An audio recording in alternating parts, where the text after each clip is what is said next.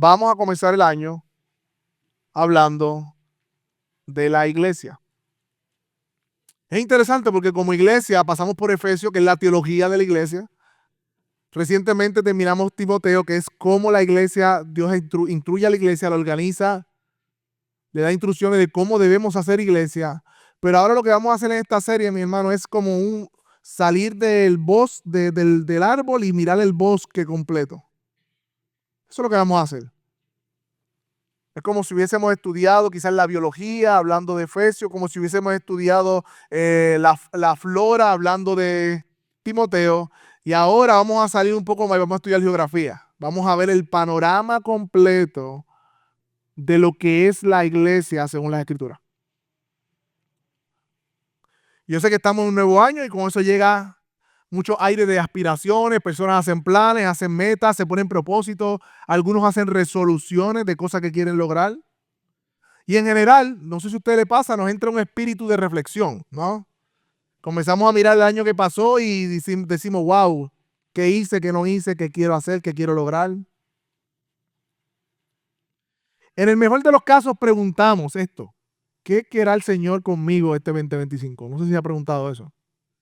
Es una buena pregunta que hacernos. ¿Qué Dios quiere trabajar en mi vida y conmigo? ¿Cuál es la voluntad de Dios para mí este 2025? Eso sería una buena pregunta que hacernos. En el peor de los casos hay otros que van al horóscopo buscando respuestas. ¿Qué dice Géminis? ¿Qué dice Cáncer? ¿Qué dice Capricornio? Sabemos que eso es falsedad. Eso no, literalmente, no sé si cae dentro de la brujería, pero por ahí. Sabemos que eso no es aprobado por el Señor. No, nosotros los cristianos no nos guiamos por el horóscopo. Eso es del mundo. Pero también hay una nueva moda que, bueno, no es nueva, es vieja, pero se está haciendo más patente, en que tú tienes que buscar tu propósito dentro de ti mismo. Mira en tu corazón, dentro de ti, tus sentimientos. Mira lo que hay ahí. Entonces que esa luz interior guíe tu destino. ¿Has escuchado eso? O palabras parecidas a eso. Otro disparate más. Porque nosotros sabemos que toda verdad proviene de dónde? De la palabra de Dios, que es verdad. Por lo tanto, los cristianos no necesitamos esas formas falsas de buscar qué es lo que Dios quiere para este año para nosotros, sino que los cristianos conocemos dónde está la voluntad de Dios para nosotros, que es la Escritura. Los cristianos vamos a la Escritura para encontrar en ella cuáles son los propósitos de Dios para los cuales fuimos llamados, porque allí en la Biblia Dios nos ha revelado cuáles son esos propósitos.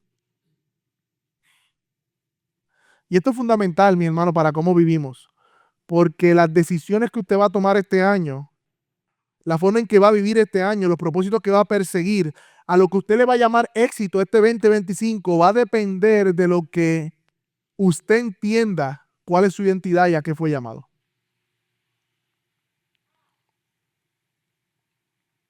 Por eso, para comenzar este año 2025, mi hermano, en enero vamos a estar haciendo esta serie corta titulada Somos Iglesia, el pueblo de Dios, la familia de Dios, el cuerpo de Cristo y la esposa de Cristo, porque yo estoy convencido, mi hermano, y de manera inamovible para mí, en mi corazón, este es el centro de mi teología como pastor, que el centro del plan de Dios redentor y de sus propósitos está en la iglesia, no fuera de ella, no fuera de ella. O sea, que ser parte de la iglesia de Dios, servir en ella, caminar con ella y cuidar y amarla como Cristo la amó, es estar en la voluntad de Dios. En otras palabras, es imposible, mi hermano, estar fuera de la voluntad de Dios cuando estamos amando y sirviendo a la iglesia de Dios. Punto. Es imposible estar fuera de la voluntad de Dios. De hecho, desde Génesis hasta Apocalipsis vemos que la intención de Dios de crear al hombre era para tener comunión con Él. Eso es lo que había en Edén. ¿Se recuerdan? Cuando antes de entrar el pecado, Dios y el hombre habitando en plena comunión, el Espíritu de Dios se pasaba por el huerto, a Eva, y Adán y Eva allí con Dios. Interesantemente, la historia de la redención termina ¿dónde? En un nuevo Edén. Con el eco de la misma intención de Dios, yo seré su Dios y ellos serán mi pueblo. ¿Y por qué digo eco? Porque esto no es nuevo de Apocalipsis. En Jeremías, cuando Dios establece el nuevo pacto, ¿sabe lo que dice Dios? Pondré mi ley dentro de ellos y sobre sus corazones la escribiré. Entonces yo seré su Dios y ellos serán mi pueblo. Pero eso no es nuevo de Jeremías. En Éxodo 19, Dios se revela a su pueblo Israel a hacer un pacto con este pueblo y le dice, yo seré su Dios y ustedes serán mi pueblo. Desde Génesis, Éxodo, anuncio del nuevo pacto, todo el Nuevo Testamento, Apocalipsis, Dios tiene la intención de habitar con su pueblo. Y en este tiempo lo está haciendo por medio de la iglesia. Por eso para mí, a la luz de la Escritura, el centro del plan redentor y de los propósitos de Dios es la iglesia. Es su pueblo. Y muchas veces lo que pasa es que como cristianos tenemos una mente Sears. ¿Qué es una mente Sears? Yo lo he dicho anteriormente, una mente por departamentos. Y la iglesia se convierte en un departamento de mi vida. Yo paso por la iglesia cuando necesito algo de ella. Ustedes se recuerdan, yo no sé, yo era de Bayamón, me acuerdo de Sears de Santa Rosa, que ya no existe, ahora es IKEA. Y me gustaba pasar por el departamento de deportes, aunque yo no fuera a comprar nada, porque me sentía bien viendo lo que había allí, me trataban bien los empleados, y muchas veces inconscientemente tratamos hacia la iglesia, un lugar donde yo voy porque me siento bien allí, me tratan bien, y voy cuando puedo. Tú sabes, si estoy bien ocupado, bien cansado, pues participo de ella en la vida diaria de la semana cuando tenga tiempo. Es un departamento en mi vida, es algo que yo hago, pero de nuevo, mi hermano, esa visión de la iglesia no viene de la Escritura, viene de nuestro pecado. Porque la palabra de Dios pone la iglesia como el centro de donde gira la demás operación de nuestra vida y las decisiones que tomamos. No solamente el pastor debe pensar en la iglesia para tomar una decisión, todos los miembros de una iglesia deben pensar en su iglesia antes de tomar la decisión. Porque la iglesia es el lugar donde Dios los ha puesto. Dios ve la iglesia como el centro donde debería girar todas las cosas de nuestra vida, porque es en ella y a través de ella que Dios cumple sus propósitos y expande su reino, como pedimos en la oración del Padre nuestro. Venga a nosotros tu reino. Y yo voy más lejos, mi hermano. Yo sé que estoy introduciendo la serie. Esto es para todas las demás que vienen, así que esto no voy a volver a hacerlo. Va a ser más corto. Voy más lejos, mis hermanos. Yo estoy convencido por las escrituras también que todas las capacidades que usted y yo tenemos, que los recursos que Dios nos ha permitido tener, aún las experiencias que hemos tenido y las personas que Dios nos ha permitido ser, la influencia que tenemos o no tengamos, quienes somos, todo lo que poseemos, tiene el último propósito de que Dios lo use para el servicio de su iglesia. No para, puede servir para nuestro trabajo, claro que sí. Puede servir para nuestra familia, claro que sí. Pero mirando desde una perspectiva eterna y desde las escrituras, todo eso que tú tienes, posees, eres, Dios lo ha permitido para que puedas ponerlo al servicio de la iglesia. Porque la iglesia es el pueblo de Dios, la familia de Dios, el cuerpo de Cristo y la esposa de Cristo. Y si aún tú no estás convencido de esto, para esto es esta serie, permíteme predicar hoy a través de los próximos domingos para que puedas llegar a la convicción, según las escrituras, de que para Dios el centro del plan redentor y los propósitos de Dios y su voluntad es la iglesia. Ahora bien, vamos al pasaje, vamos a introducir este pasaje. Dios siempre nos da imágenes, ¿no? De diferentes maneras. Nos da algunas imágenes y las imágenes nos ayudan a entender ciertas cosas. Y Dios nos muestra por lo menos, hay más, pero hay 4 imágenes sobre lo que es la iglesia. Una de ellas es el pueblo de Dios, la otra es la familia, la otra es la esposa de Cristo, la esposa del cuerpo de Cristo. ¿Verdad? Pero hoy vamos a estar viendo, somos iglesia, el pueblo de Dios. Veremos una introducción a este pasaje, la primera parte. La segunda parte, veremos que somos un pueblo escogido y consagrado y veremos que somos un pueblo con una encomienda. Eso es lo que vamos a ver hoy en Primera de Pedro, capítulo 2, versículo del 9 al 10. Léalo conmigo, vaya conmigo. Primera de Pedro, capítulo 2. Estamos en la página 1250. Dice, pero ustedes son linaje escogido, real sacerdocio, nación santa, pueblo adquirido para posesión de Dios, a fin de que anuncien las virtudes de aquel que los llamó de las tinieblas a su luz admirable. Ustedes en otro tiempo no eran pueblo, pero ahora son el pueblo de Dios. No habían recibido misericordia, pero ahora han recibido misericordia. Y mis hermanos, tenemos que hablar un poco del contexto para entender este pasaje que Pedro está hablando. Vaya conmigo al capítulo 1 de Pedro, ahí mismo, primera de Pedro, capítulo 1, versículo 1. Vemos que Pedro le está escribiendo a los expatriados en la dispersión. ¿Qué significa eso? Que Pedro le está escribiendo a aquellos que han salido, han tenido que ser, por alguna razón, sacados de su tierra y están dispersos, particularmente el pueblo judío. De hecho, esta es la misma expresión que Santiago habla cuando dice que le habla a la dispersión de las 12 tribus. Por lo tanto, Pedro, así como Santiago, principalmente tiene un pueblo o una audiencia judía en su carta cuando le escribe. ¿Ok? Eso es lo primero que tenemos que tener en mente. Principalmente una audiencia judía convertida al cristianismo, convertida a Cristo. Cristianos provenientes de la descendencia de los judíos, Israel. También vemos que Pedro trae, y voy con calma para coger ese contexto, a colación muchas referencias del Antiguo Testamento, lenguaje sacerdotal, referencias de personas del Antiguo Testamento, habla de Abraham, de Sara, de Noé, y no explica quiénes son. Por lo tanto, en un sentido, Pedro está asumiendo que esa audiencia entiende quiénes son estos personajes en la primera carta de Pedro. De nuevo, eso valida el punto que su audiencia principalmente era judía, convertida al cristianismo.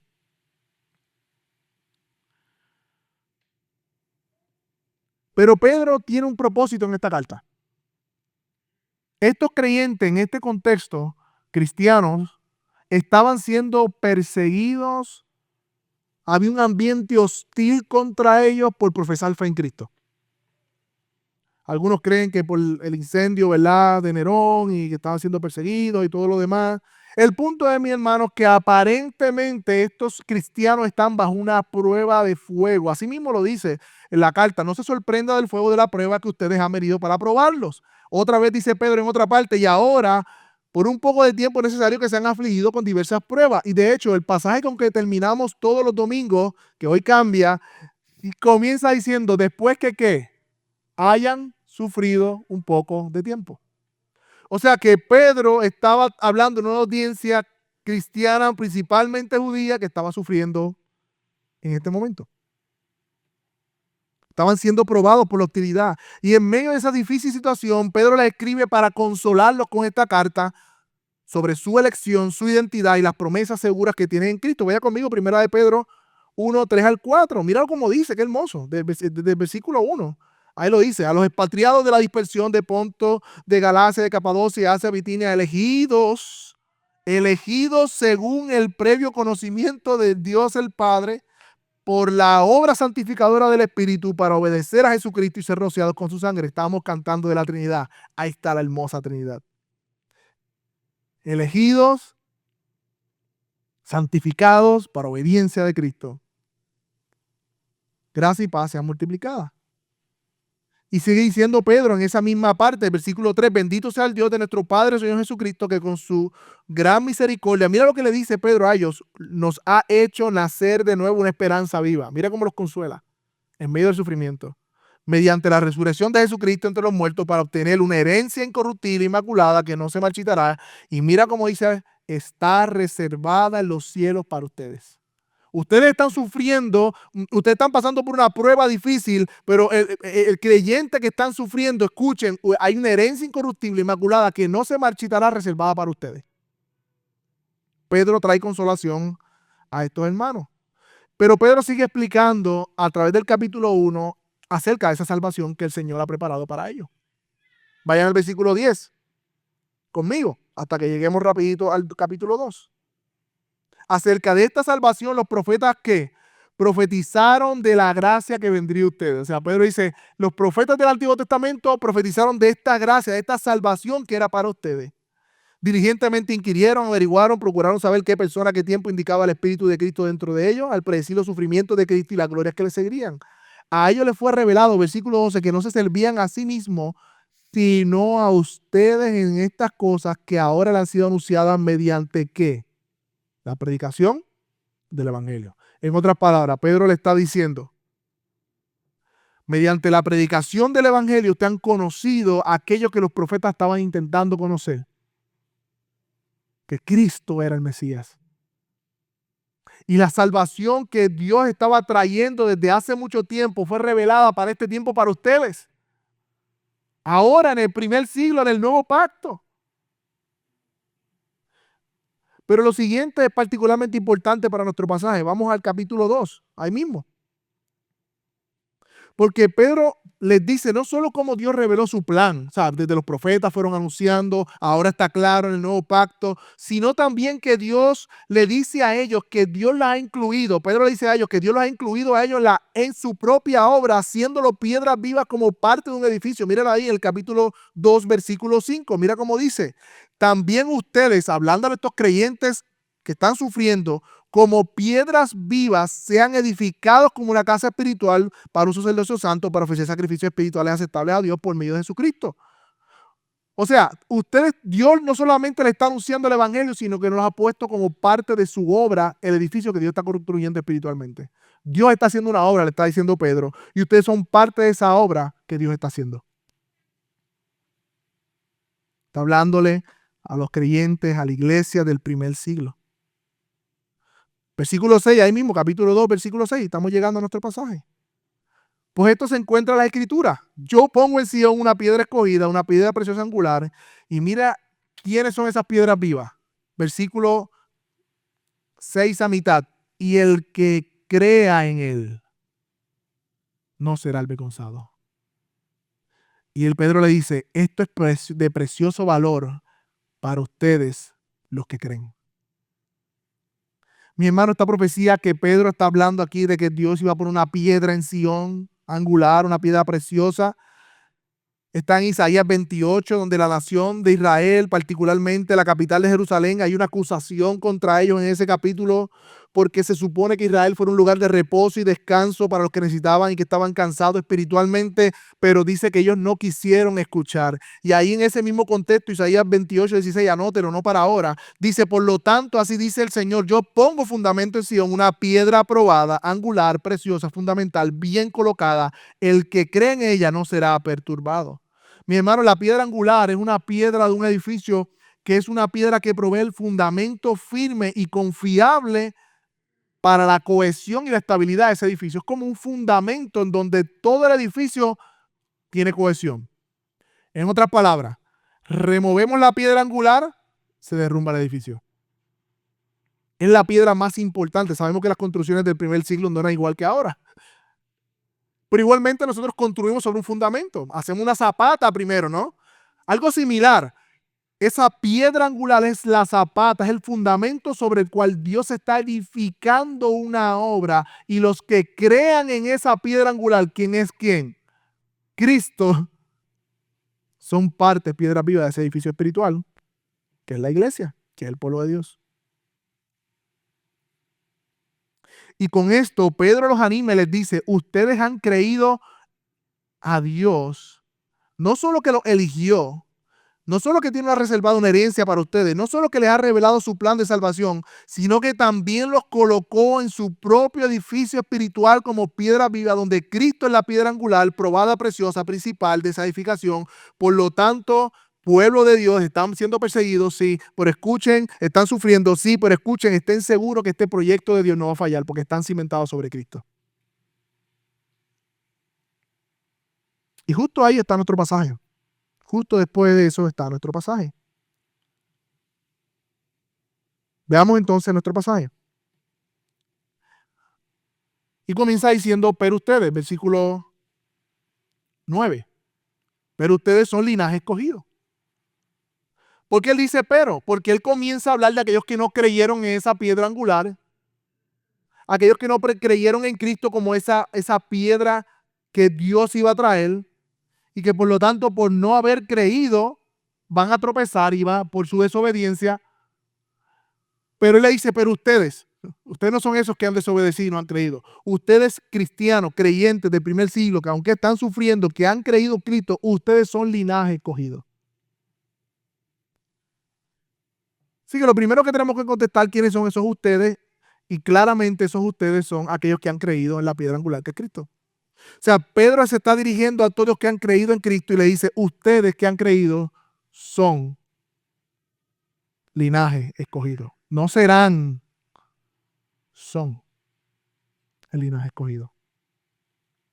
O sea, todo aquel que ha creído en Cristo Jesús como el Mesías prometido, como el Cordero inmolado que estaba preparado desde antes de la fundación del mundo, como aquel enviado de Dios para salvarnos y prometido, todos aquellos que han creído son linaje escogido. ¿Y qué es esto de linaje escogido, mis hermanos? La palabra linaje en el hebreo se traduce como descendencia o sucesión. En el griego se traduce como pueblo o nación. En otras palabras, Dios le está diciendo a través de Pedro a estos creyentes, ustedes que han creído en Cristo son escogidos, son el pueblo escogido, la descendencia escogida de Dios.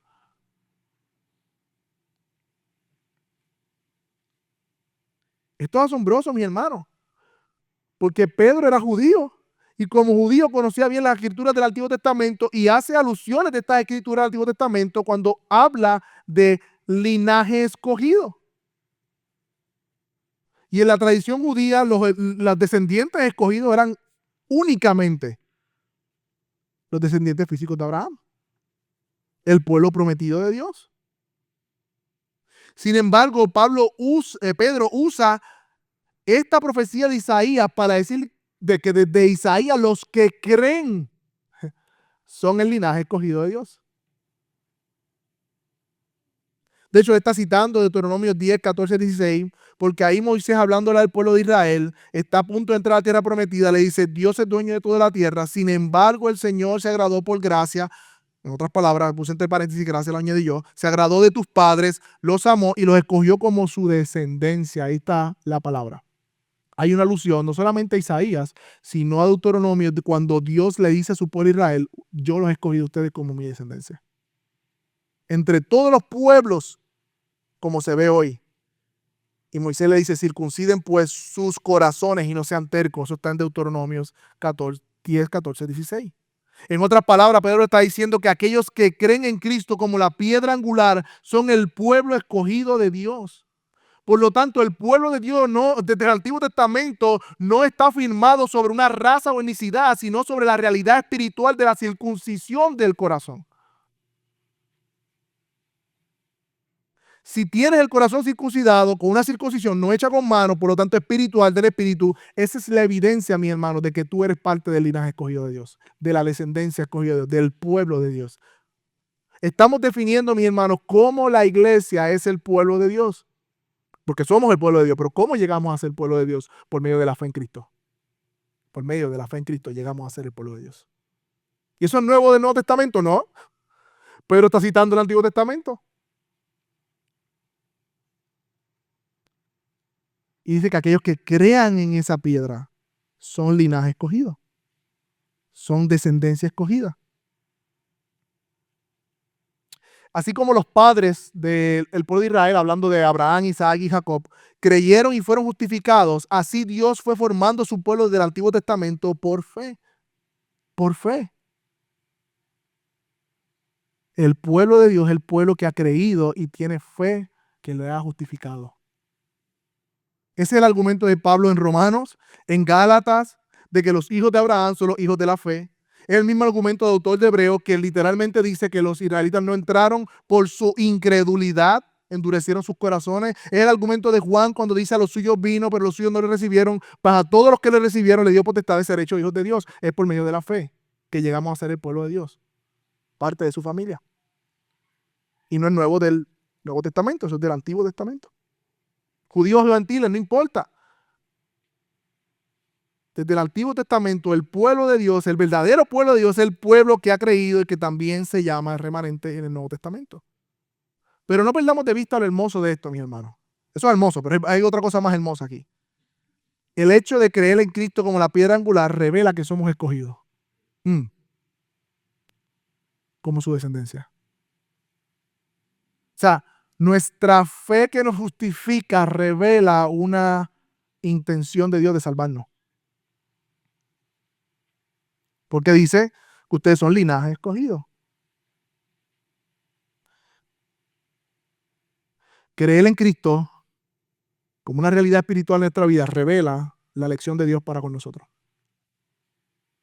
Por eso dice ustedes son un linaje escogido. O sea, no somos el pueblo de Dios por algo que tú hiciste para ser el pueblo de Dios, no por la circuncisión o por tus obras. No eres pueblo de Dios porque naciste en un lugar o en otro lugar. Tú eres pueblo de Dios porque Dios te escogió. Ese es el punto, como su pueblo. Gloria al Señor.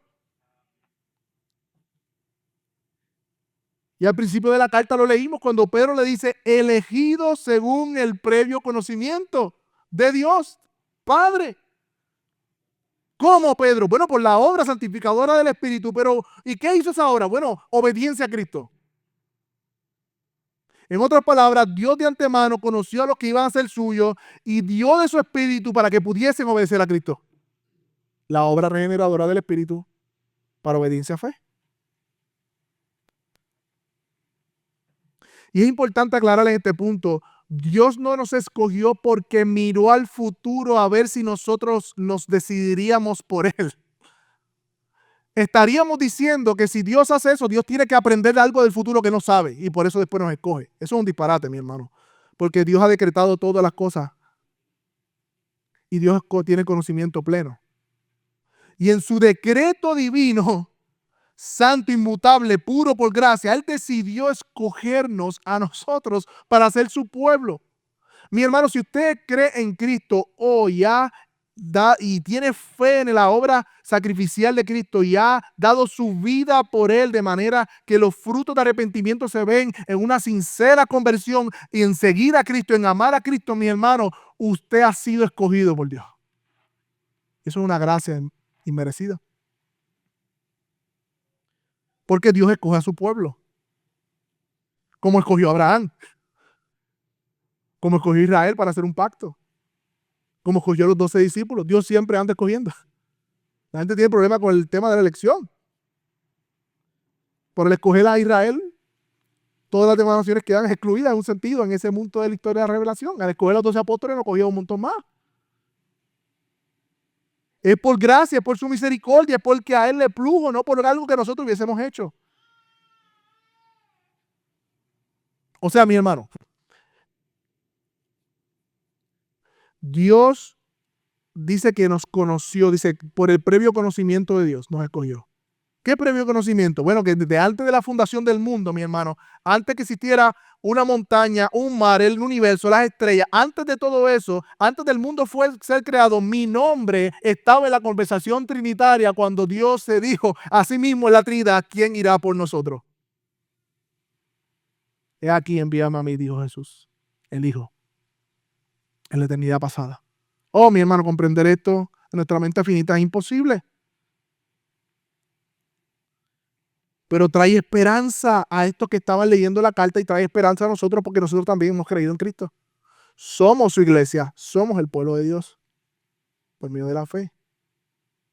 Y yo creo que podemos comenzar a construir una definición de lo que es la iglesia, porque si usted le pregunta a quien sea, todo el mundo tiene una definición de la iglesia, no, pero tenemos que ir a la escritura. Hasta ahora podemos decir que la iglesia es el pueblo escogido por gracia, regenerado por el Espíritu Santo para obedecer a Cristo y ser limpiado de sus pecados. Esa es la iglesia.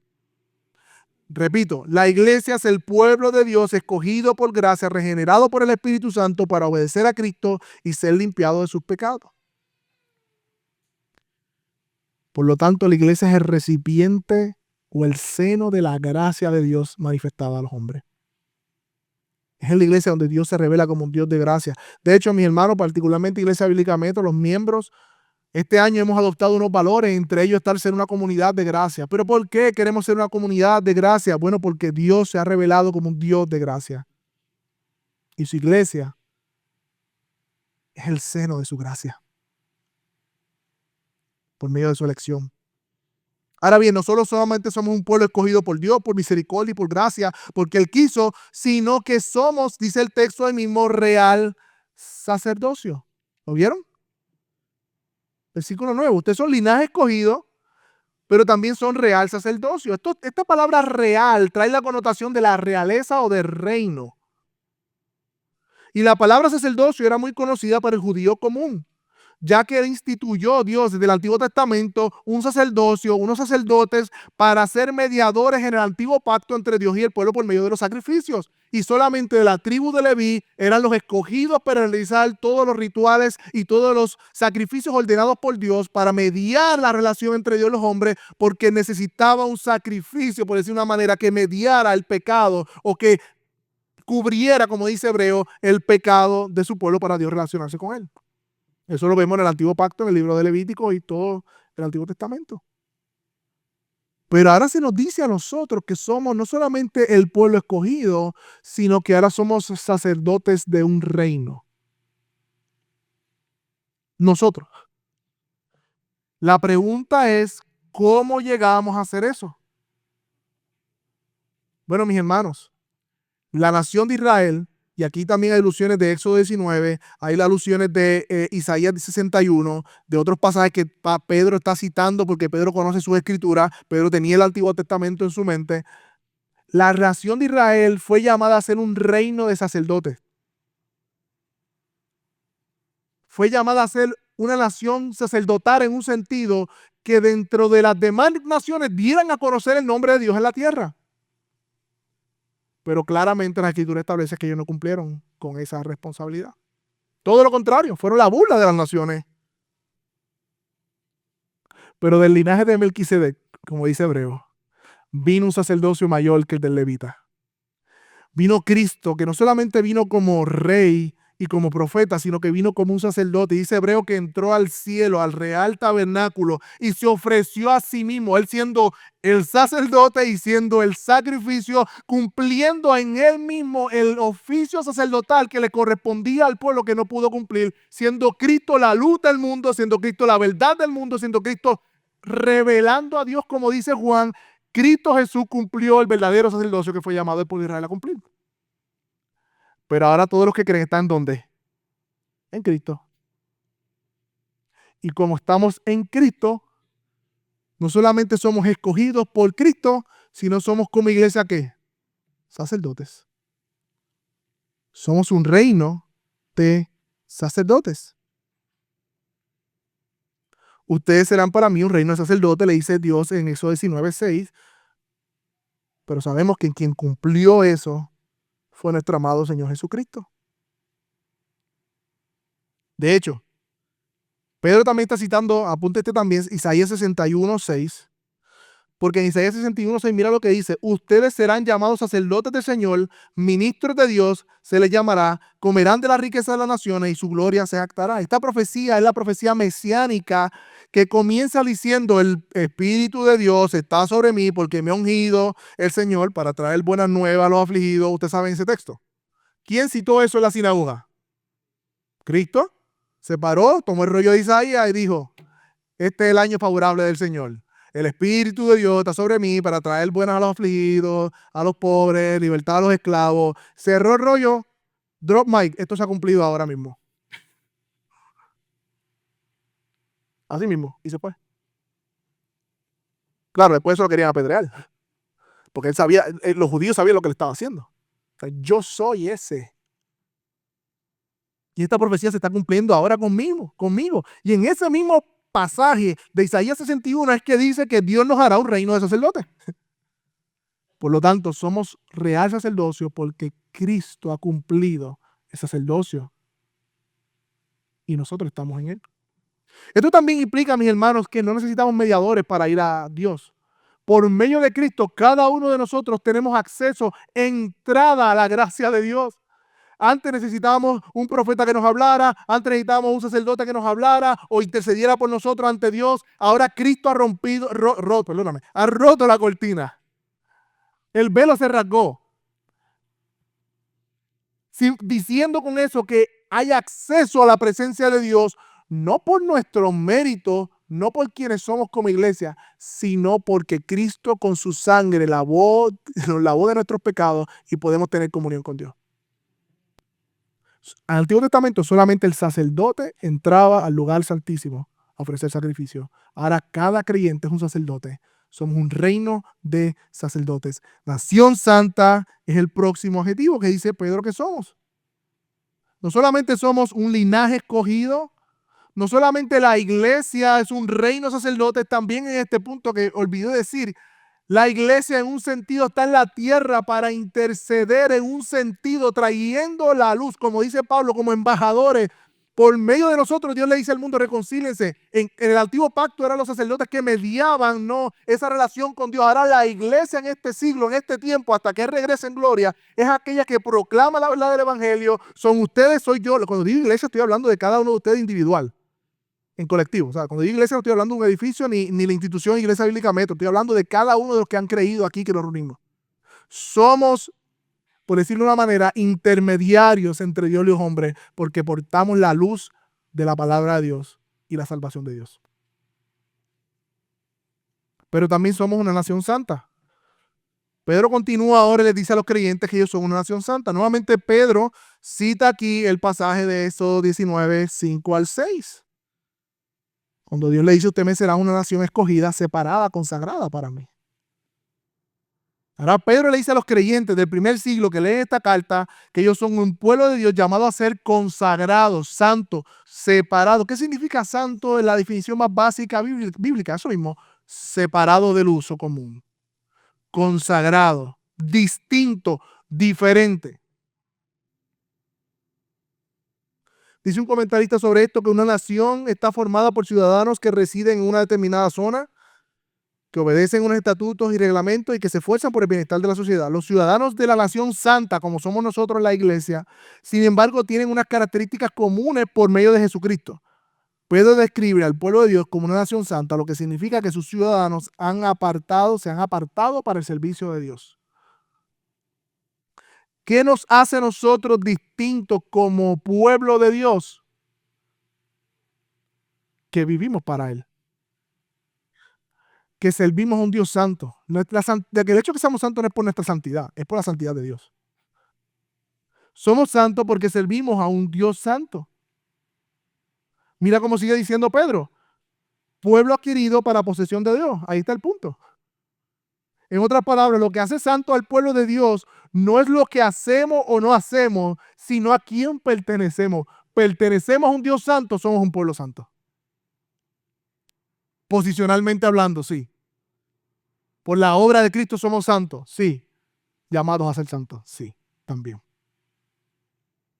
sea que la iglesia, y esta era la preocupación de los apóstoles del primer siglo. Usted ve las cartas, no vivan como antes vivían. Aún Pedro le dice, ellos se sorprenden que no anden en el desenfreno del mundo. En otras palabras, Pedro y Pablo y Juan le llaman a sus discípulos, a los creyentes del primer siglo, la iglesia vive de manera distinta a como vive el mundo. Por lo tanto, son un pueblo santo, un pueblo separado de Dios, porque son un pueblo separado de Dios. Pueblo adquirido para Dios. Y me encanta. Adquirido para posesión de Dios. Parecería redundante, ¿no? Pero no son lo mismo. Lo que está enfatizando el hecho es que Dios no solamente nos ha tomado, sino que nos ha tomado para sí. Qué hermoso. No solamente Dios nos ha hecho su pueblo. Ahí está, este es mi pueblo. Y lo dejó ahí. No. Este es mi pueblo para mí. Este es mi pueblo para mí. Pueblo adquirido para posesión de Dios. Miren lo personal y lo cercano que es Dios en la relación de Dios con su pueblo, con su iglesia. De hecho, de nuevo Pedro está citando a Deuteronomio 2, 14, 2, cuando Moisés le hablaba a los israelitas, le decía, porque tú eres pueblo santo para el Señor Dios, y Él te ha escogido para que seas un pueblo de su exclusiva posesión entre los demás pueblos que están sobre la superficie de la tierra. Eso fue lo que Moisés le dijo a los israelitas. Pedro toma esa alusión o ese pasaje del Antiguo Testamento y lo aplica a los creyentes del Nuevo Testamento. Ustedes son posesión suya especial. De hecho, Tito hace lo mismo. Tito 2:14, bueno, Tito no, Pablo a Tito cuando le escribe, hace lo mismo. Él, el versículo 2, capítulo 2, versículo 14, Él se dio por nosotros para redimirnos de toda iniquidad, para purificar para sí un pueblo para posesión suya, celoso de buenas obras. El punto es, mi hermano, que como pueblo no solamente somos su pueblo, sino que somos su especial tesoro. Si tú eres creyente, mi hermano, si tú eres creyente, eres parte de la iglesia de Dios, eres su pueblo y eres su especial tesoro. Eres su especial tesoro sobre otros tesoros del mundo. Yo quisiera hacer algunas aplicaciones cortas aquí, mi hermano. En primer lugar, yo creo que es un buen momento para darle gracias a Dios y gloria al Señor en tu corazón allí conmigo por su elección divina. Porque si tú has creído en Cristo, eres escogido por gracia. Yo recuerdo cuando salimos del doctor de la cita que diagnosticaron a nuestra hija Julieta, creo que lo he contado anteriormente, acerca de la condición de nuestra hija. Y la doctora nos dice que era 1 en 5,000. 1 en 5,000 de los casos, pues esto pasa. Y yo salgo de la oficina, ¿verdad? Mi esposa destruida, yo destruido, peleando con Dios. Y yo seguía repitiendo 1 en 5,000, 1 en 5,000, 1 en 5,000, con coraje, 1 en 5,000, 1 en 5,000. De tanto yo, de tanto nosotros. Y mi esposa, dirigida por el Espíritu Santo, sufriendo con mucho dolor, me miró y me decía: si el Señor te salvó, tú eres uno en miles que se pierden. Y se acabó la discusión. Me cayó. Fue suficiente. Y esto sigue siendo verdad hoy, mis hermanos. Yo busqué cuál es la población actual del mundo: 8 billones de personas, aproximadamente 8.2, 8.3 billones de personas. Y puse cuántos creyentes hay en el mundo. Obviamente, sabemos que esto es una estadística religiosa que no sabemos la realidad de sus corazones. Pero decía que cerca de 2 billones son profesan la fe cristiana. O sea que hay 6 billones que no profesan la fe cristiana. Y dentro de esos 2 billones, sabrá Dios cuánto realmente hay una real profesión de fe. Y que no sea algo cultural, como suele pasar. Soy cristiano porque vivo en Puerto Rico, sin ninguna profesión, sin realmente una realidad de conversión. Más de 6 billones de personas, mi hermano, están sin Cristo hoy, o porque no ha llegado el Evangelio, o porque lo han rechazado. Y dentro de todos esos millones, billones que se pierden, mi hermano, Dios te ha escogido y te ha salvado. Yo quiero que usted dijera eso y le dé gloria al Señor por eso. Yo creo que esto también debe causar un peso en nuestros corazones con lo próximo que va a decir cuál es el propósito de la iglesia. Que precisamente ayer sé que había unos hermanos saliendo a evangelizar en la comunidad. Que, by the way, cuando leí sobre las estadísticas, dice que en 30 años el cristianismo no va a ser la religión más grande, va a ser el Islam. Porque está creciendo el Islam a un rate increíble.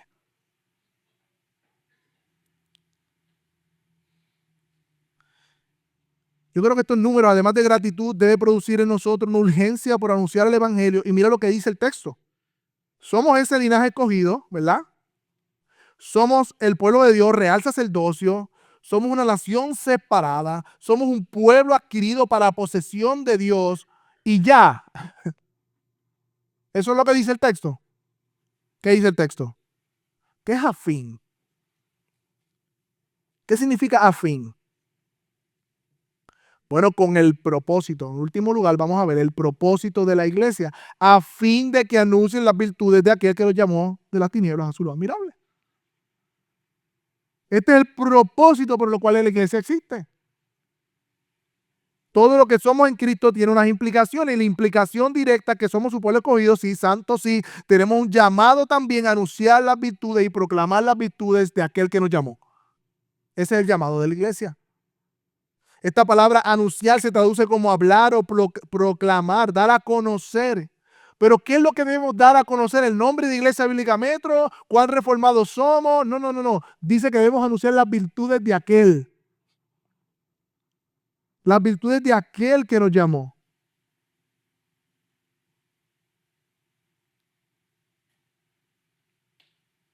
de las tinieblas a su luz admirable. Esta palabra virtudes se traduce como perfecciones.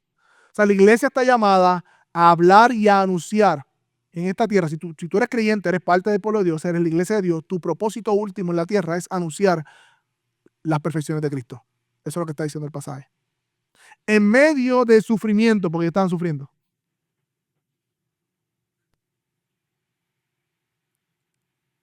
En medio del sufrimiento. Las excelencias del carácter del que te llamó de las tinieblas a su luz admirable, mis hermanos. Mis hermanos, Iglesia Bíblica Metro. Si vamos a comenzar este año 2025, debemos comenzarlo sabiendo quiénes somos y para qué fuimos llamados. Somos el pueblo de Dios. Somos su linaje escogido, su nación santa, sea sacerdocio, pueblo adquirido, pero tenemos algo que hacer. Proclamar las virtudes, las perfecciones de aquel que nos llamó. Que eso sea lo que dirija nuestra agenda este año completo como iglesia. Que eso sea lo que dirija no solamente la agenda de la iglesia el domingo, los miércoles, de tu agenda también. Porque tú eres iglesia. La iglesia no es un culto. La iglesia no son estas paredes que ya no queda otra por derribar. No son las sillas. No. La iglesia no es si nos movemos. La iglesia son cada uno, las piedras vivas que Dios está construyendo su templo santo. Son cada uno de nosotros, somos parte de la iglesia. Somos la iglesia. Y tú estás llamado igualmente a anunciar las virtudes de aquel que lo llamó a su gloria. De las tinieblas a la luz. Un teólogo dijo una vez, para ir terminando, que lo más importante de ti es lo que tú piensas sobre Dios. Lo más importante de ti es lo que tú piensas sobre Dios. De la misma manera, lo más importante de ti, miembro de Iglesia Bíblica Metro, no es la situación financiera, no es dónde vives o dónde trabajas, tampoco es lo que logres o no logres, sino que lo más importante para ti en este 2025 es que tú eres el pueblo de Dios, escogido para posesión suya, esa es tu identidad y tienes de parte de Dios una tarea que hacer. Proclamar las virtudes de aquel que lo llamó de las tinieblas a la luz. Por lo tanto, mis hermanos, este año cuidemos las definiciones de éxito cuando estemos haciendo alguna meta, alguna proposición. ¿A qué le estamos llamando éxito? ¿A lo que Dios le llama éxito? O sea, vivir para Él, o a otra cosa. Cuidemos nuestras definiciones de éxito. Como pueblo de Dios, iglesia, tú eres una nación santa, vivimos para un Dios santo y nuestra vida debe ser santa. Por lo tanto, mis hermanos, igualmente, debemos hacer una reflexión de cómo estamos viviendo nuestras vidas delante de Dios. Si tienes algo que rendir al Señor hoy, pedirle perdón al Señor, es un buen momento. Tú eres santo. Vive como tal. No es que viva para que seas, es que ya lo eres. Si eres creyente. Ya tú eres santo por los méritos de Cristo. Vive como tal. También de este pasaje se desprende, mi hermano, que por ser el pueblo de hecho de Dios, el pueblo de Dios, el hecho de hablar y proclamar las virtudes es nuestro propósito principal, como venía diciendo. Y mi pregunta es, ¿cuántas de nuestras conversaciones están llenas de las virtudes de Cristo o están llenas de nuestras virtudes? ¿O están llenas de quiénes somos y lo que hacemos?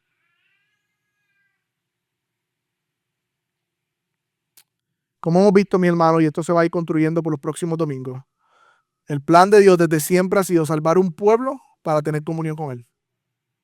Desde el Edén, Dios no tenía necesidad de crear nada. Dios era glorioso, no se sentía solo. Él era glorioso en sí mismo. Él quiso crear y quiso crear al hombre para tener comunión con Él.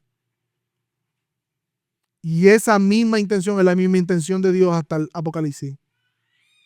Ellos serán mi pueblo y yo seré su Dios. Mi pregunta es, particularmente a aquellos que nos visitan, ¿te encontrarás tú como parte de ese pueblo de Dios?